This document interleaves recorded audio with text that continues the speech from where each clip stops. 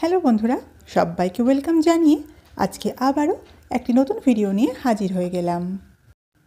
আজকের এই ভিডিওটিতে আমি বাঙালিদের ভীষণই পছন্দের মাছের ঝোলের একটি রেসিপি শেয়ার করেছি। আজকের এই রান্নাটি আমি সম্পূর্ণ গ্রাম্য পদ্ধতিতে রান্না করে আপনাদের সাথে শেয়ার করেছি। এই মাছে দেওয়ার জন্য একটি সিক্রেট মশলা আমি ব্যবহার করেছি, তাই জন্য ভিডিওটি পুরো দেখার অনুরোধ রইল। যখন মাছের একঘেয়েমি রেসিপি খেয়ে বোর লাগবে তখন আপনারা আজকের এই রেসিপিটি ট্রাই করতে পারেন। আজকে আমি এই ভিডিওতে আপনাদের সাথে শোল মাছের পাতলা ঝোলের রেসিপি শেয়ার করেছি। পাতিলেবু চিপে এই মাছের ঝোলটা খেতে কিন্তু অসাধারণ লাগে। তাহলে চলুন বন্ধুরা, আর কথা না বাড়িয়ে ঝটপট দেখে নিই আজকের গ্রাম্য পদ্ধতিতে বানানো শোল মাছের পাতলা ঝোলের রেসিপি। রান্নাটা আমি সর্ষের তেলে করব, সেই জন্য কড়াইয়ের মধ্যে বেশ খানিকটা সর্ষের তেল গরম করে নিচ্ছি। তেলটা ভালোভাবে যখন গরম হয়ে যাবে তখন এর মধ্যে দিয়ে দেব আগে থেকে কেটে ধুয়ে নেওয়া এবং নুন হলুদ মাখিয়ে রাখা শোল মাছের টুকরোগুলো। আর আমার যেসব বন্ধুরা শোল মাছ খেতে পছন্দ করেন তারা পারলে একটি কমেন্ট করে জানাবেন, এটা জানলে আমারও একটু ভালো লাগবে। এখানে আমি কিন্তু মাছগুলোকে লাল লাল করে ভাজবো না, এটাকে একটু সাঁতলে নিয়ে তুলে নেব। এই সময় গ্যাসের ফ্লেমটা একদম হাই রেখে মাছগুলোকে একটু উল্টে পাল্টে আমি তুলে নেব। এই রান্নায় মাছটা যদি বেশি ভাজা হয় তাহলে এই মাছের টেস্টটা অন্যরকম হয়ে যায়, সেই জন্য এটাকে ঝটপট সাঁতলে তুলে নিচ্ছি। এইভাবে বাকি মাছগুলোকেও ভেজে তুলে নিচ্ছি। এই মাছ ভাজা তেলের মধ্যে আমি বাকি রান্নাটা করব, সেই জন্য এই তেল থেকে বেশ খানিকটা তেল আমি তুলে রাখছি।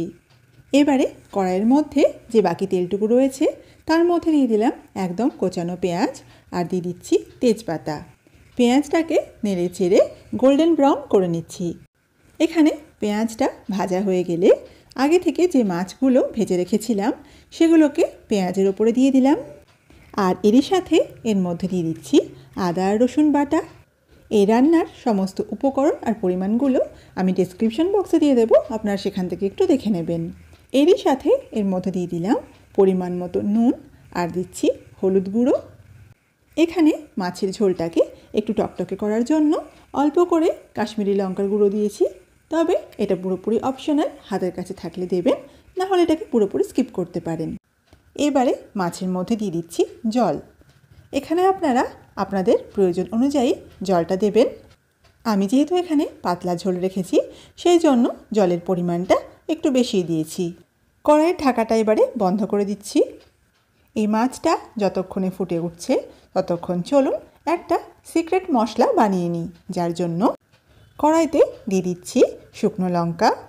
গ্যাসের একদম কম আঁচে শুকনো লঙ্কাগুলোকে খানিকক্ষণ ধরে নাড়াচাড়া করে ভেজে তুলে নিচ্ছি। শুকনো লঙ্কাগুলোকে ভেজে তুলে নেওয়ার পর এর মধ্যে দিয়ে দিচ্ছি ধনে। এটাকেও গ্যাসের একদম কম ফ্লেমে খানিকক্ষণ ধরে নাড়াচাড়া করে নিচ্ছি। এই ধনেটা ভাজতে যেহেতু একটু সময় নেয় সেই জন্য এটাকে একটু সময় ধরে আস্তে আস্তে নাড়াচাড়া করে ভেজে নিচ্ছি। এটা এবারে ভাজা হয়ে গেছে। এর মধ্যে দিয়ে দিচ্ছি গোটা জিরে আর দিচ্ছি 5 ফোড়ন। তারপরে এটাকেও 2-1 মিনিটের জন্য এই ধনের সাথে আস্তে আস্তে নাড়াচাড়া করে নিচ্ছি। এই মশলাগুলো এখন ভাজা হয়ে গেছে, এর থেকে খুব সুন্দর একটা গন্ধ বের হচ্ছে। এবারে এর মধ্যে শুকনো লঙ্কাটা দিয়ে আবারও 1 সেকেন্ড মতো ভালোভাবে নাড়াচাড়া করে মশলাগুলোকে ঠান্ডা করে মিক্সির মধ্যে দিয়ে ভালোভাবে গুঁড়ো করে নিচ্ছি। এদিকে মাছের ঝোলটা ফুটতে শুরু করেছে। এর মধ্যে দিয়ে দিলাম মটরশুঁটি আর যে মশলাটা বানিয়ে রেখেছিলাম তার থেকে কিছু মশলা এই সময় মাছের মধ্যে দিয়ে দিলাম। এখানে আপনারা ইচ্ছে করলে শুকনো লঙ্কাটাকে বাদ দিতে পারেন, এর জায়গায় আপনারা চেরা কাঁচা লঙ্কা দিতে পারেন। তবে যে মশলাটা আমি বানিয়েছি তার মধ্যে শুকনো লঙ্কাটা দিলে এর ফ্লেভারটা ভীষণই ভালো আসে, সেই জন্য চেষ্টা করবেন এখানে শুকনো লঙ্কাটা দেওয়ার। এবারে কড়াইটাকে ঢাকা দিয়ে দিচ্ছি আর ঝোলটা ফুটে গেলে এটাকে মিডিয়াম টু লো করে মাছটাকে সেদ্ধ করে নিচ্ছি। ঢাকাটা এবারে খুলে নিচ্ছি। এতক্ষণে মাছটা প্রায় হয়ে এসেছে। নামানোর আগে সেই বানিয়ে রাখা মশলাটা আবারও এর মধ্যে বেশ কিছুটা ছড়িয়ে দিচ্ছি। আর এই গুঁড়ো মশলাটা দেওয়ার জন্যই কিন্তু মাছের ঝোলের টেস্টটা ভীষণই ভালো আসে।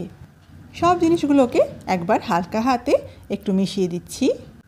আর তারপর কড়াইয়ের ঢাকাটা বন্ধ করে দিয়ে গ্যাসের ফ্লেম অফ করে এটাকে খানিকক্ষণ দমে রাখার পর সার্ভ করে নিচ্ছি।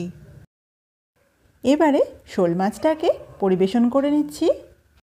আমি আপনাদের গ্যারান্টি দিয়ে এটুকু বলতে পারি যে এই গরম গরম শোল মাছের ঝোল দিয়ে আপনারা এক থালা ভাত নিমেষেই শেষ করে দিতে পারবেন। এটা এতটাই সুস্বাদু খেতে। ঝাল ঝাল করে বানানো এই শোল মাছের রেসিপিটি আপনারা একবার হলেও ট্রাই করে দেখুন। আশা করছি এই রেসিপিটি আপনাদের মন্দ লাগবে না।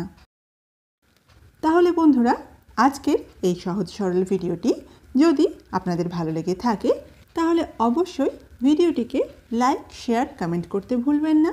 আর যেসব বন্ধুরা এখনও পর্যন্ত আমার চ্যানেলটিকে সাবস্ক্রাইব করেননি তারা অবশ্যই চ্যানেলটিকে সাবস্ক্রাইব করে পাশে থাকা বেল আইকনে ক্লিক করতে একদম ভুলবেন না। আজকের মতো এখানেই বিদায় নিচ্ছি বন্ধুরা।